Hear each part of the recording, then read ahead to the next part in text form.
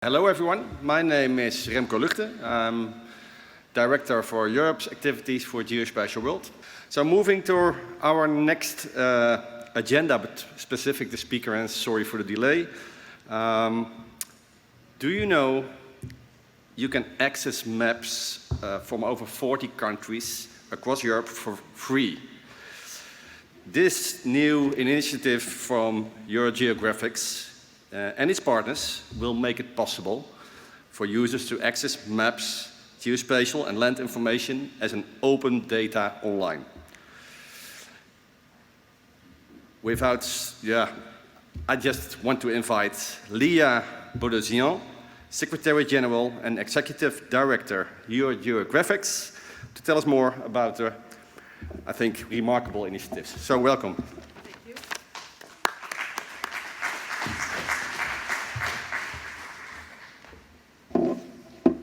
Thank you very much. Good morning, good evening, good afternoon, whenever you are in the world. I've been assigned a challenge, which is to try to preserve what is left of your coffee break. So let's see if the GeoChicas can do it. So, nevertheless, even though we are in a bit of a hurry because we want to catch up on time, my grandmother taught me well, and she always told me that when you are invited somewhere, you need to give some thanks. So I want to commend Sanjay, like all of the other speakers have said, for being bold enough to organize an in-person meeting now. And also, not only Sanjay, but the rest of the team who has been fantastically helpful. Thank you to them. I am coming to you with not empty-handed. I am coming to you with some things. Amongst those things, there are good news and bad news. The good news is I'm not here to sell you anything, on the contrary. And the bad news is that just like all the other people, this is my first in-person speech since the beginning of COVID, but even more challenging, it is that I've rejoined the geospatial community very recently. I am new on the job, as I started only 1 year ago. So I do feel like I'm diving in the big pool for the first time. So my apologies to you if sometimes I'm a little bit shaky. So I am the Secretary General and Executive Director of EuroGeographic, and if I can manage to find how that works. Yeah. Many of you know already of EuroGeographics, but for some of you who do not, we have the Association of National Mapping Cadastral Agencies, Land Registries all around Europe. And when I say all around Europe, I mean that there is not one single corner of Europe that we are not covering. We have over 60 members in 46 countries, so it's not only political Europe, but it's a geographical Europe that goes from the most western point of Iceland to the most eastern point of Russia, to the north of Norway, to Azerbaijan. So, what do our members have in common?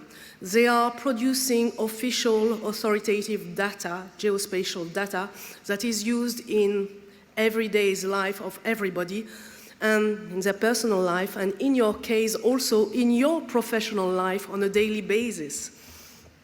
To be fair to my colleagues, we do not do only data, and I need to mention knowledge exchange, because Stephen just before highlighted the importance of exchanging information. We also do representation in the sense that we are promoting the ideas of the usefulness of geospatial data towards global and European institutions. So,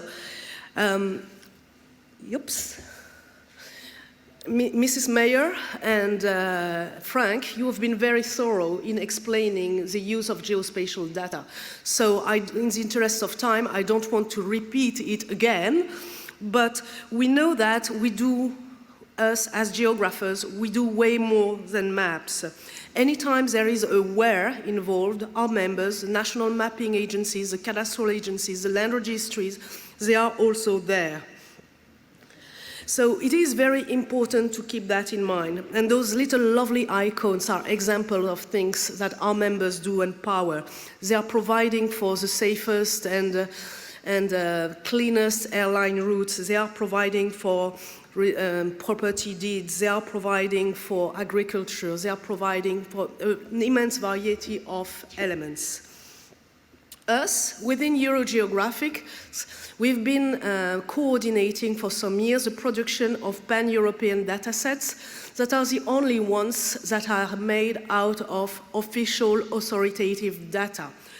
So we have 4 datasets that are at different scales. And what they are made through a thorough production system that involves IGN France, BKG, but also Cadastre for the quality assurance of the system. And all those data sets are put together to create those unique pan-European data sets. They are unique in the sense that they are the only ones with official data. They are harmonized to standard specification for confidence, and they are comparable, easily shared. And there is a common licensing. So, when we bear in mind what was said just before about the usefulness of geospatial data in the everybody life, day life, and usage, it's worth me telling you who are our users. Our main user at the moment is Eurostat, the European Commission Statistical Agency, and Eurostat works as a hub and dispatches this dataset all around all the European Commission services and agencies. We have some other users, and in the commercial sector, in the charity sector, in the third sector, within academia. And the main reason why they are using this dataset is because it is official data. The data that they can be trusted. So, in what I'm going to tell you now, I'm going to focus a little bit on the public service users. So, there is a question nowadays how to keep the official data relevant. The world is changing, and the use of geospatial data is changing as well, and that has been shown very brightly by our colleagues just before. Believe it or not, I had a life before EuroGeographics, and I was working in the aviation world. And what we saw a few years ago is something that most of you have experienced, is that the operation of low-cost, no-thrills airlines. That is to say that traveling became cheaper and more available to everybody. I cannot help seeing a sort of parallel or comparison with what is happening with geospatial data. People do want to have access to data for a cost close to zero. They want to use it more and more. So we are an era of open data, and people want to be able to use it regardless of where they are. They don't want to have to worry if their data set, where their data set has been produced or not. And they also want an immediate update on the data. So these are challenges. People would not understand why it is not possible to have access to digital information related to what is happening in the street. Why is there a leakage there or not? They want the answer now. So that's a challenge that we are starting to tackle with the Open Map for Europe project that I am excessively proud to launch with you officially today. Open Map for Europe starts addressing this challenge of creating an open pan-European data set and increasing the use of official data from our members. So it is a project that is being led by us, EuroGeographics, with NGI Belgium as a full partner, but also IGN France as an associate partner, BKG in Germany as an associate partner, Registers of Scotland.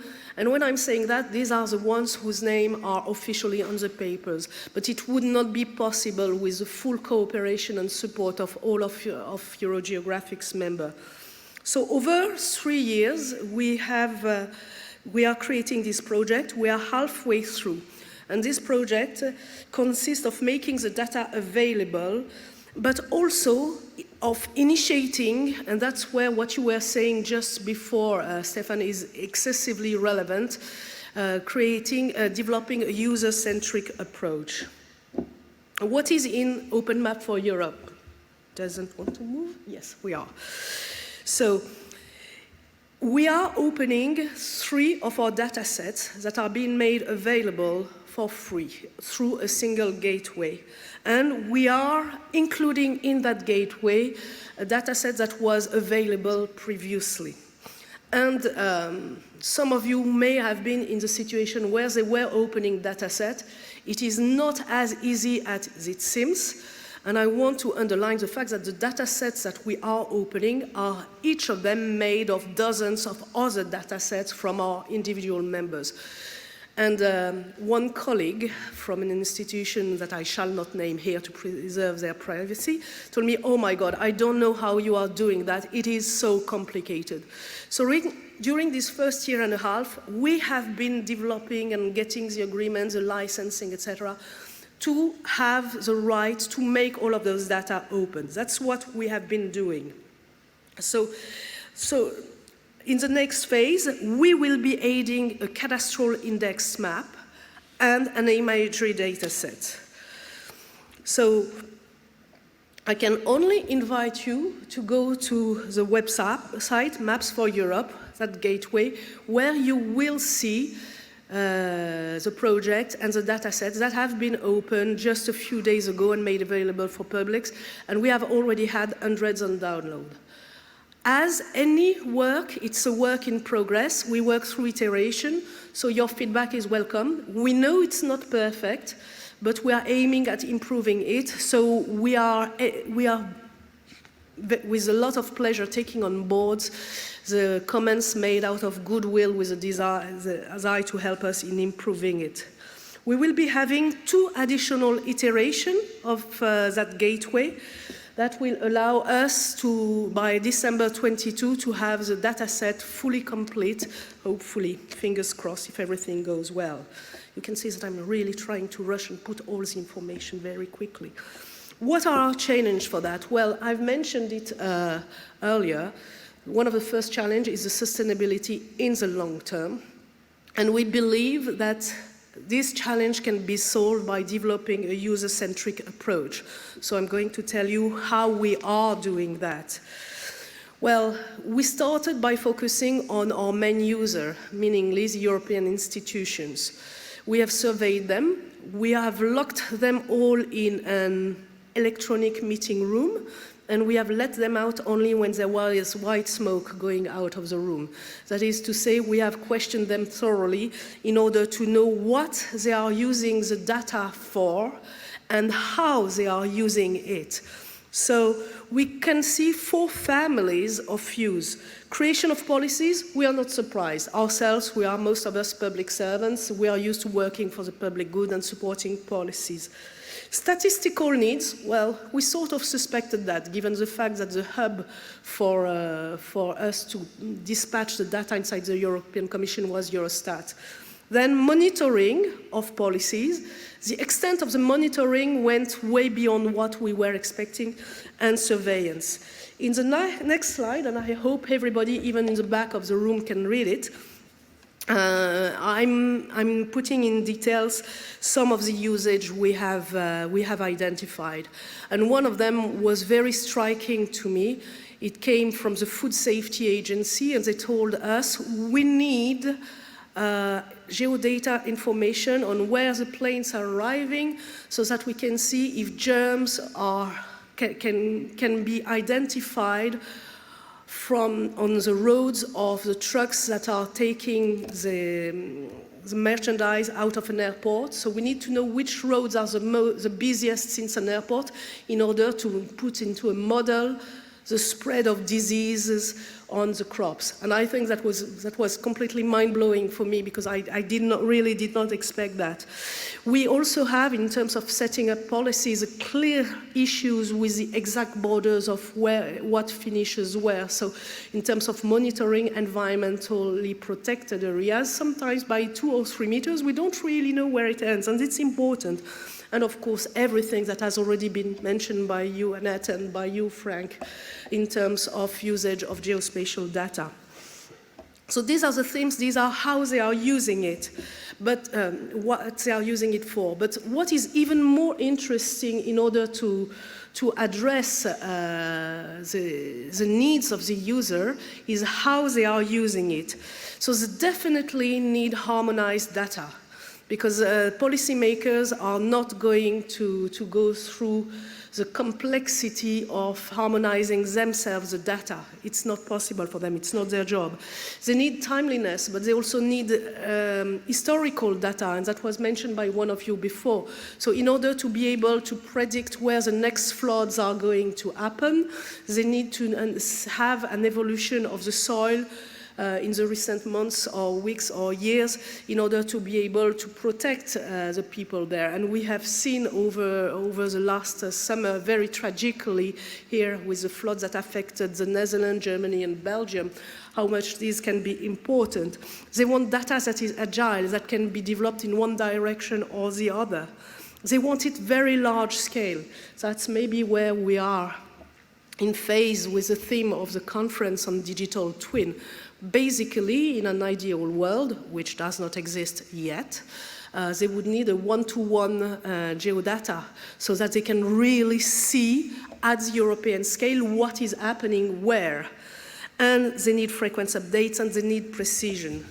So what is Open Map for Europe bringing to all these requirements? Well, harmonized data, check, we have that. Timeliness, we are improving it substantially by developing tools that allow us to make more frequent updates. Agility, yes, also we are developing tools through Open Maps for Europe that are helpful for us. Large scales, no, not yet. That's something on which we really need to work on. Frequency of updates, of course, because it comes with a timeliness and agility. And precision, that's also something that we need to work on. So I have been telling you about the needs of European policymakers when it comes to pan-European data sets. I know in these rooms we have policymakers, but I also know that in this room we have industry, other users of geospatial data. And that's where your feedback would be most useful and most appreciated, because the world does not end with policymakers. Policymakers are essential, very important. I would be the last person to say it, but it would be immensely useful for us if you, as delegates and representatives of the geospatial industry, would tell us, well, if you have a pan-European data set, this is what we need. I can't promise that we will be able to comply with your needs. In one of my first jobs, my job was to tell my colleagues, tell me what you need and I will tell you how to do without it. But I can promise to you that we will do our best to try to integrate your requirements in our future work. Thank you very much.